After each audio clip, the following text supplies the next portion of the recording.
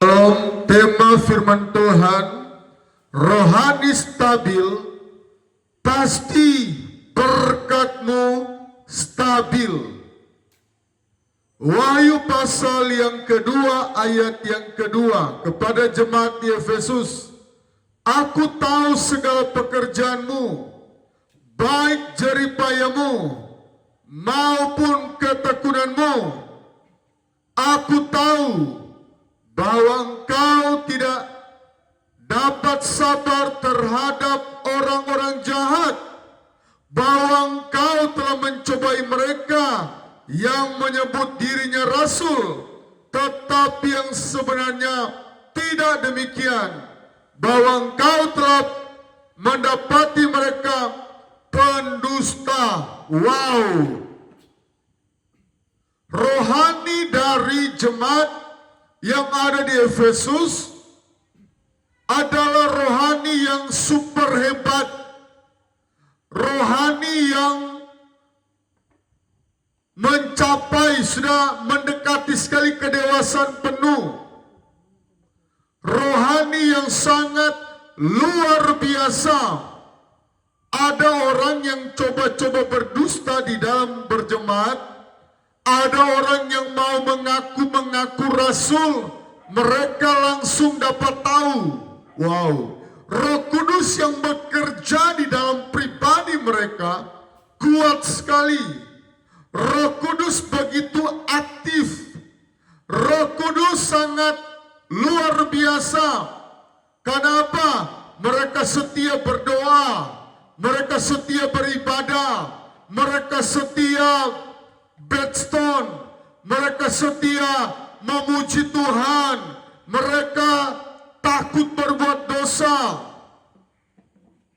mereka suka berpuasa, mereka suka memberi, mereka sangat dekat dengan Tuhan. Tetapi ada satu waktu rohani mereka masuk kepada yang namanya rohani puas diri. Rohani yang merasa, yang penting lalu-lalu saya setia. Tahun ini saya alpa-alpa dululah. Tuhan tidak mau yang demikian.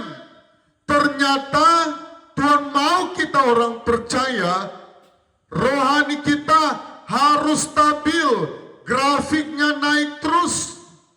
Tidak boleh turun naik. Tidak boleh yang namanya orang Kristen kapal selam, timbul rohaninya tidak ada, dia timbul rohaninya bagus, dia tenggelam, dia timbul, dia tenggelam, pelin-pelan, tidak tetap pendirian. Oh, tahun 2024 hampir satu pun tidak ada alpa.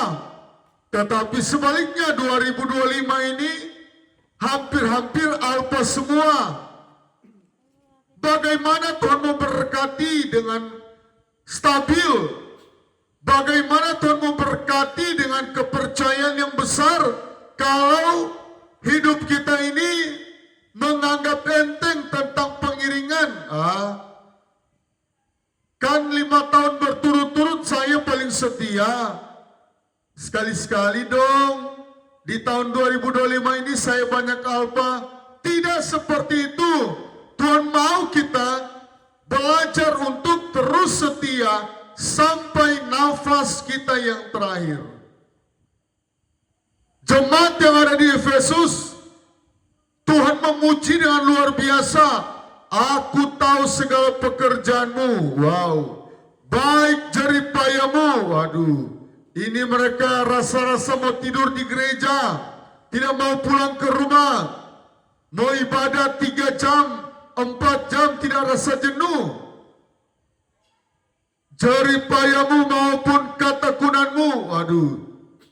Mereka ternyata pernah menjadi jemaat terbaik, menjadi rekor mereka tekun. 10 tahun mereka jemaat terbaik pada saat itu. Mereka sangat tekun. Dan kita lihat di sini, Aku tahu bahwa engkau tidak sabar terhadap orang-orang orang jahat. Wah, mereka kalau mau melihat ada anggota jemaat yang sudah mulai salah jalan, mereka langsung tegur dengan kasih. Mereka langsung mendoakan. Mereka kalau ada di antara yang susah, mereka bantu. Kasih mereka tinggi sekali. Kasih mereka panas, tidak dingin. Luar biasa jemaat yang ada di Efesus ini. Bahwa engkau telah mencobai mereka yang menyebut dirinya rasul, tetapi yang sebenarnya tidak demikian. Bahwa engkau telah mendapati mereka pendusta. Wow. Jadi Roh Kudus bekerja sangat aktif. Roh Kudus bekerja luar biasa. Orang yang mau coba-coba menyamar, orang yang mau coba-coba cari muka, dia mau menunjukkan diri benar, dia menunjukkan diri rasul, dipakai dengan luar biasa. Mereka langsung tahu, kamu bertobat, kamu berdusta. Mereka sangat tegas, mereka sangat rohani, mereka sangat menjaga kekudusan. Luar biasa jemaat ini. Ayat yang ketiga, dan engkau tetap sabar dan menderita karena namaku. Wow, ditambah lagi, dan engkau tidak mengenal lelah. Waduh, ini jemaat ini tinggal 1% sudah sempurna ini. Tinggal 1%. Mereka sudah ada di puncak-puncak kerohanian. Ini berjemaat bukan cuma 5%. Bukan cuma 60%, 99% mereka sudah mau hampir sempurna. Tetapi ada satu dosa yang perlu kita jaga, perlu kita perhatikan. Dosa yang merasa puas, dosa yang merasa, oh cukup perjuangan saya 10 tahun ini, cukup perjuangan saya 20 tahun ini. Saya paling rajin. Gereja ini berdiri, saya yang bangun. Pelayanan ini banyak jiwa-jiwa dimenangkan. Saya yang ikut menginjil dengan gembala. Tuhan, ayat yang keempat. Namun demikian, Yesus mencela engkau, karena engkau telah meninggalkan kasihmu yang semula. Jadi kasih kita kepada Tuhan harus stabil. Saudara, anak yang bungsu dia sangat menyayangi mamanya. Mamanya hilang 1 jam, dia sudah cari. Harapan dari mamanya atau harapan dari kami orang tua, dia terus mengasihi mamanya orang tua. Harapan dari orang tua, anak kita jangan pernah berbuat jahat. Kadangkala rohani orang Kristen itu dia mulai rusak ketika pergumulannya sudah dijawab Tuhan. Waktu belum dijawab Tuhan pergumulannya, oh ibadah jam 9, jam 8 dia sudah ada. Ataupun kita merasa, oh saya sudah setia, kenapa jabatan saya cuma kecil? Nah ini juga penghambat. Iblis masuk dengan cara yang tidak terduga.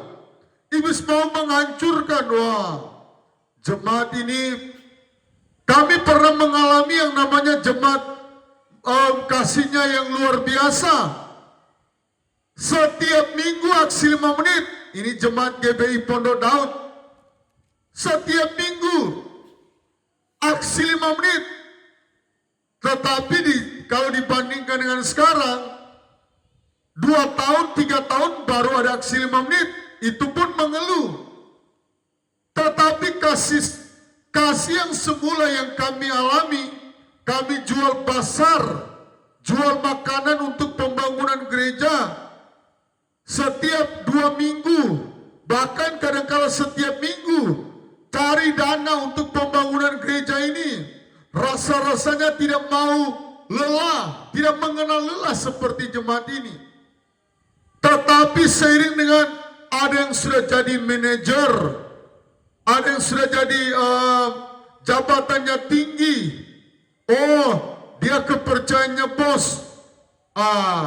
Disitulah dia sudah mau mencungkil gembalanya. Padahal waktu dia belum diberkati, masih bawa truk tua. Oh, setiap minggu dia bersaksi, menangis-menangis. Oh Tuhan, tolong Bapak Gembala, Ibu Gembala, bantu saya dalam doa. Ketika dia sudah jadi supervisor, dia sudah punya jabatan tinggi, dia yang pimpin untuk berontak di gereja Pondok Daud. Ini kenyataan, ini kesaksian yang kami alami. Ternyata orang ketika dia sudah terjawab pergumulannya, dia sudah menjadi orang besar, dia sudah menjadi orang sukses, dia dihormat-hormat di tempat kerja. Oh, berubah setianya. Dosa kesombongan, dia sudah tidak sadar. Dia sudah memberontak kepada gembala, dianggap itu biasa-biasa saja. Tuhan tidak mau yang seperti itu. Tuhan mau kalau dulu engkau setia, sampai nafasmu yang terakhir engkau setia. Kalau dulu kamu rajin bedstone, rajin puasa, pertahankan rajin puasamu. Kalau dulunya engkau rajin mengembalikan milik Tuhan, pertahankan rajin mengembalikan milik Tuhan. Sekalipun khotbah persepuluhan di akhir zaman ini sangatlah berat. Banyak penentang-penentang, banyak iblis-iblis yang menentang. Ya. Tetapi saya mau katakan, di dunia ini ada pajak restoran saja 11%. Ini pajak restoran. Restoran, pemerintah tidak memberikan nafas, pemerintah tidak memberikan kesehatan, tetapi Yesus dia memberikan nafas kepada kita. Yesus dia memberikan kesehatan kepada kita 10% doang. Tetapi yang tidak mau, ya silakan. Tetapi ini adalah firman. Kalau dulu kita paling rajin, mau hujan, mau panas, kita terobos. Kita tidak pernah berkata lelah. Bahkan jemaat-jemaat dulu yang saya layani, doa semalam suntuk. Itu setiap bulan mereka mau. Banyak yang ikut. Doa 10 malam, jarang alpa. Doa pencurahan Roh Kudus.